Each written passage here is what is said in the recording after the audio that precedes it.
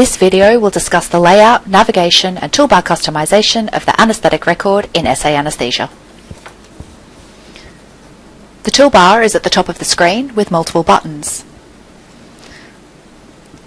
Immediately opening the record, we will launch a macro. Click to select the Macros button. The Select Macro screen appears. Multiple tabs are available depending on the level of macro required. In this instance, we will select GA Major. The Macros window displays with two columns, initially Execute with a tick box and To Do with a tick box. Please note the majority of the monitors are selected to execute upon execution of the macro. Additional actions, for example anesthesia start, medications and fluids, are set to populate the to-do list upon execution of the macro. Click Select Execute. The to-do list now populates. If your to-do list is hidden, click the Expand and Collapse button. In the lower left-hand corner, we see the to-do list button, the documentation button, the reminders button, and the deficiencies button. Click to select to navigate between all of these screens. We'll now return to the to-do list.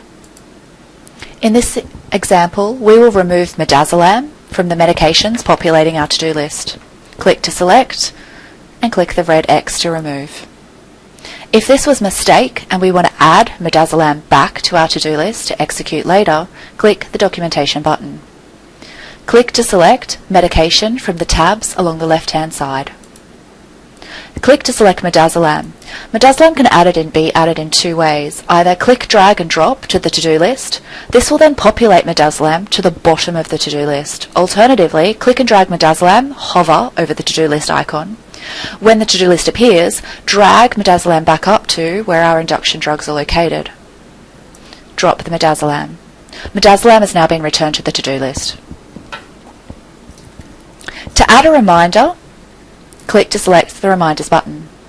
In this example, we have a reminder for redose IVABs that is now currently due in 12 minutes. To add a new reminder, click on the New button. Type in the reminder field, Order Post-op Medications, and set the reminder to remind us in 30 minutes. Click OK. We now have two reminders. Let's return to the to-do list.